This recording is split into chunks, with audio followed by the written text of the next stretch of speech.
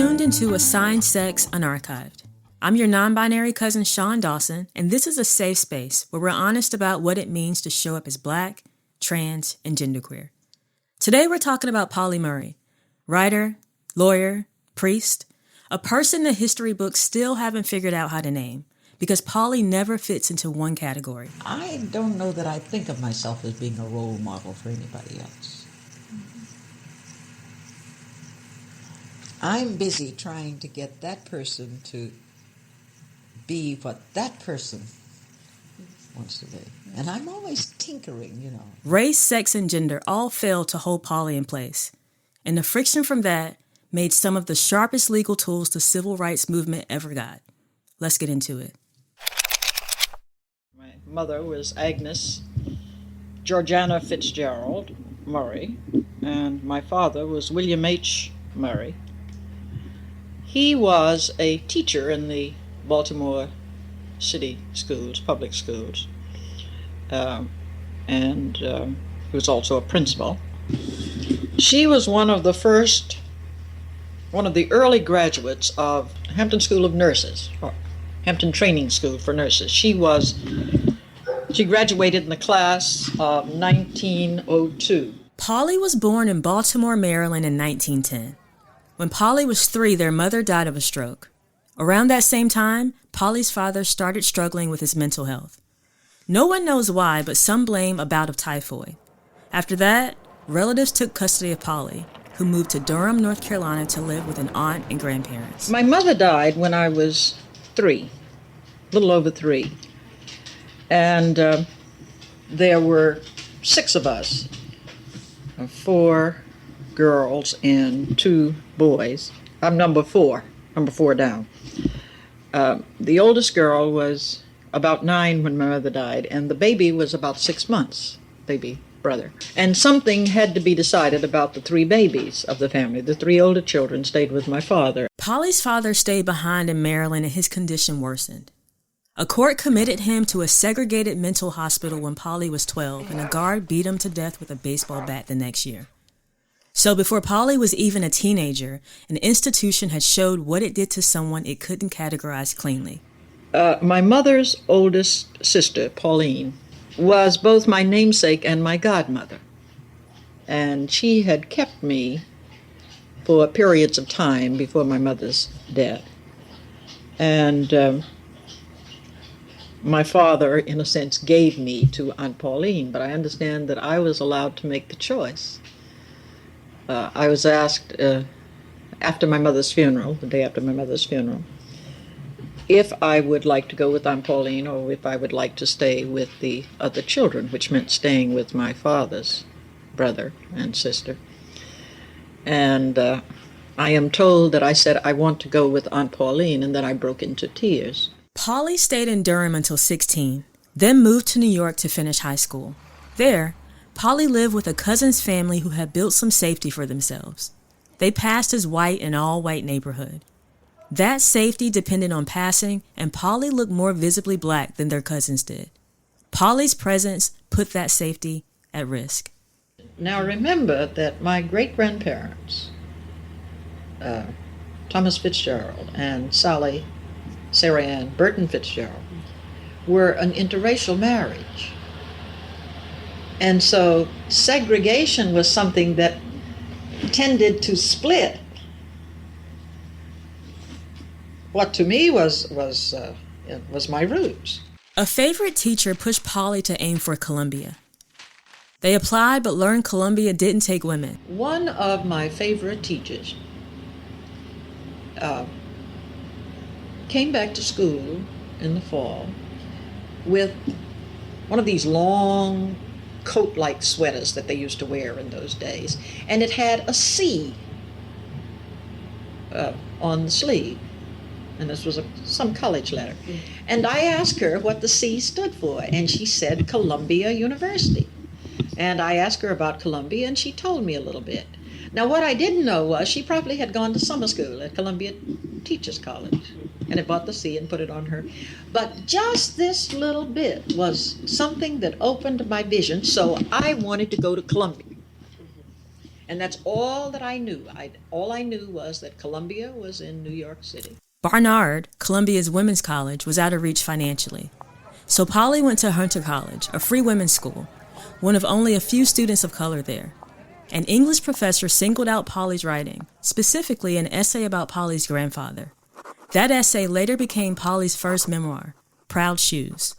Pauli graduated from Hunter College in 1933 with a degree in English.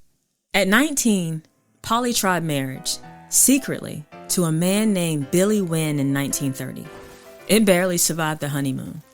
Pauli later wrote about feeling repelled by sex with him, torn between wanting to be a normal woman and something inside them that resisted the idea outright. Pauli and Wynn separated within months and didn't speak again until 1949, when Pauli asked him for an annulment. Race is what forced Pauli's first public squabble. In 1938, Pauli applied to a PhD program at the University of North Carolina, and the school rejected Pauli because of race. They sent me an application blank, and they have written in to the printed application blank race and religion. This has been typed in, so that it stands out apart from a normal form. I think I answered it, but may have said, but what difference does it make? Obviously, tongue in cheek. And in due course, I got back a letter from Dr. Frank P. Graham, who was the then president of the University of North Carolina, saying that I'm sorry, but the Constitution and the laws of the state of North Carolina prohibit me from admitting one of your race to the law school. Pauli wrote to the university president and to President Roosevelt directly. It became sort of national news. But it was this unidentified negress. It's in the headline. Unidentified negress makes application to the University of North Carolina. This correspondence went back and forth for a while, and then I put the whole stuff together in, like an envelope, and sent it down to the NAACP, namely to Thurgood Marshall. The case made papers on both sides of the color line. The NAACP looked at taking it, then dropped it. I learned that the NAACP very carefully picks its cases in these days. Now, they had to win every case. One of its leaders called Pauli's letters undiplomatic, and historians think Pauli's sexuality was part of that decision too. Pauli wore pants instead of skirts and lived openly with women, at a time when that made most people uncomfortable. The way I read this was that we have to be very careful of the people we select. They have to be Simon pure, and you're not quite Simon pure enough. I was too maverick. In early 1940, police picked Pauli up off the streets in Rhode Island in distress after a breakup with a woman. They sent Pauli to Bellevue Hospital in New York for psychiatric treatment. There, Pauli met Adeline McBean. In this particular situation, my friend and I were traveling from New York down to Durham to visit my two aunts, at the ancestral home for Easter. The two boarded a bus together for Durham, North Carolina. In Virginia, they left the broken seats of the segregated section and sat in the white section instead. Police arrested them both. The driver goes out and, I suppose, goes through all of the necessary business about drawing up a warrant or a warrant of arrest or whatnot. Still not quite ready to arrest us, and finally bringing on the police and trying to make a deal. And it appears, since I want to get home to get home for Easter. I don't want to be arrested. What am I making all this effort for, to get home to my folks for Easter? Apparently they're prepared to make the compromise that we move back to this seat. They check the seat and they find that it isn't really broken. It's that the recliner. The cushion is out of place. In the process, apparently the driver thinks that there might be a court case, and so he goes up and gets a batch of volunteer name and address witness cards and routinely hands out all of these witness cards to every white person in the front of the bus. And when he gets to the last white person, he then turns, you see, at which point I say, "Driver, how about giving us one of those cards? We're also witnesses." At this point, they go out and get the cops and arrest us.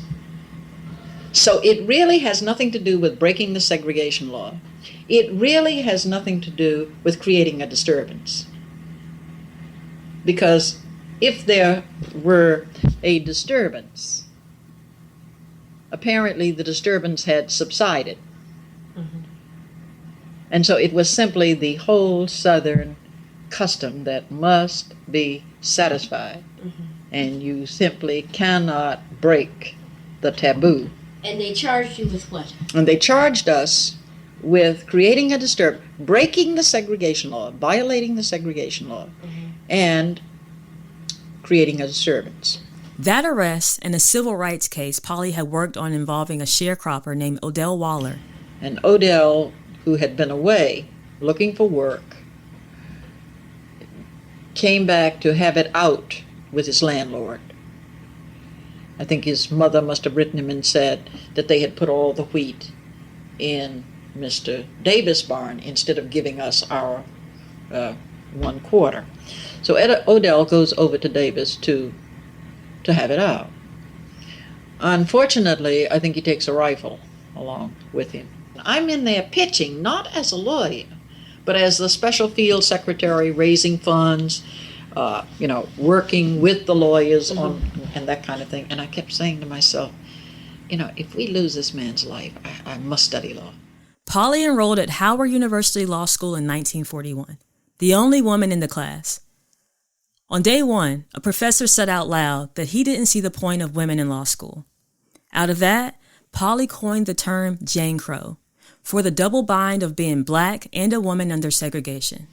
It's because when one stands at the juncture of these two problems, you can see the interrelationships, which is almost impossible for a male, particularly a black male, to see. He can't quite understand why a black woman will take a militant feminist position, because he's concentrating on race, whereas her problem extends beyond her mere racial status. Another important and possibly lesser regarded fact about their Durham arrest was that Pauli gave the arresting officers a different name, Oliver. Pauli had questioned their own gender since their teenage years, long before law school or any of the arrests. They wrote in journals about feeling like one of nature's experiments, a girl who should have been a boy. In the 1940s, Pauli asked doctors for hormone treatments and for surgery to check for what they called hidden male organs. Every doctor said no. Pauli was hospitalized twice over this, once in 1937 and again in 1940. And during the Bellevue stay, wrote about wanting to move toward what they called their masculine side. Pauli used she and her pronouns through most of their published writing, but also wrote more than once about feeling like a man. Historians often disagree on which pronouns fit best. There was something that she was hiding, and it wasn't until I got deep into her papers that I realized that what she was hiding were her personal struggles, her private struggles over gender identity. Pauli's biographer, Rosalind Rosenberg, calls Pauli a transgender man. When I first began to read her papers And this was about 1997. I came across medical papers that she had very carefully saved. And at first I thought that she was saying that her principal struggle was with sexual orientation, that she was a lesbian at a time when it was very difficult to be open about one's sexual orientation. But as I kept going back and reading again, and as I read further, I realized that she didn't think of herself as a lesbian. She thought of herself as a heterosexual male in a female body. Other scholars push back on that. I feel like Pauli's own words are the closest thing we have to an answer, and they point in a few different directions at once. Pauli's relationships were with women, but they rejected the word homosexual. Pauli described it instead as an inverted sex instinct, something that made them want a marriage where they played the husband. The women Pauli loved were straight and, in their words, extremely feminine. The most that she could look to was the writings on sexology that were printed in the early part of the 20th century, and her favorite author was Havelock Ellis, who argued that there were some people who were pseudo-hermaphrodites, people who had the external characteristics of one sex but the internal characteristics of another. And she was convinced that that was who she was. Pauli graduated first in her class at Howard Law in 1944. Thurgood Marshall called their 1950 book, States' Laws on Race and Color, the Bible of the Civil Rights Movement, and NAACP lawyers built the case for Brown versus the Board of Education on Pauli's research. Marshall's name went on the case. Pauli's name mostly didn't. There was one exception. In 1971, Ruth Bader Ginsburg put Pauli's name on the ACLU brief for Reed versus Reed and said outright that Pauli's earlier work was the real foundation of the case.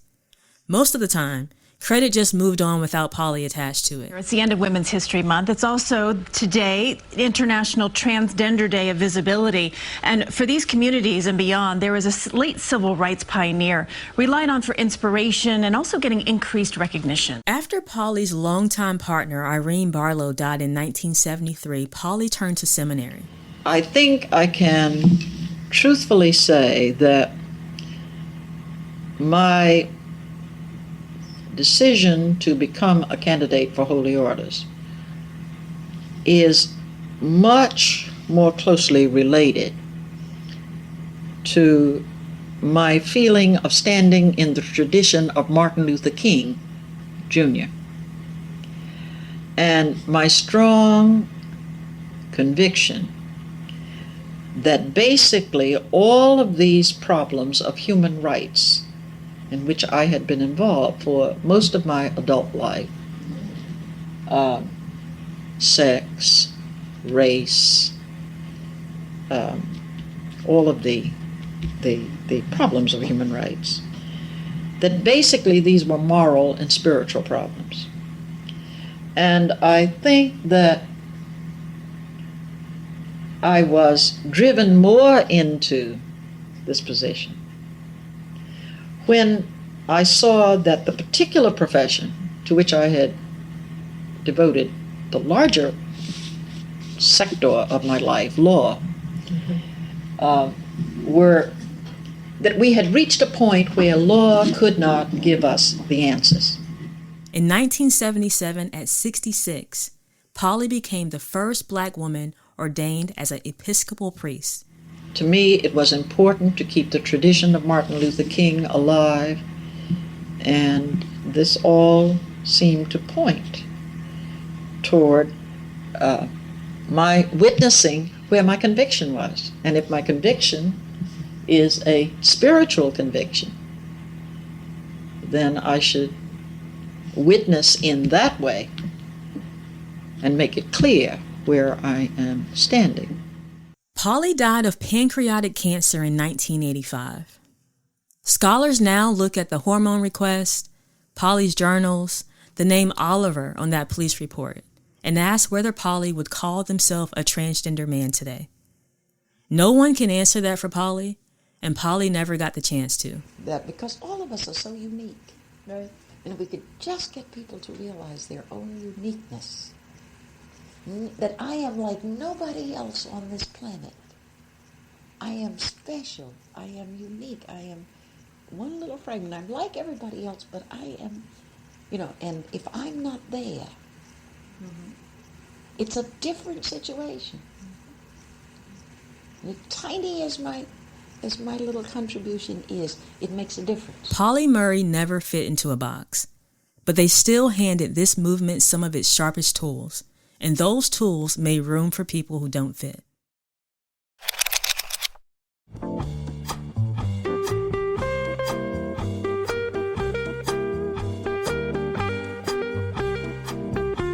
All right, y'all. That's all I got for today. Check the show notes for archival audio and sources from today's episode on Pauli. If this episode dragged you a little bit, or if it hugged you a little bit, please share it with someone you love. You can find me, your non-binary cousin Shaun Dawson, on all platforms at @IamSDawson. That's a wrap on this season. Season 2 is coming soon, so don't go too far. Y'all be safe out there.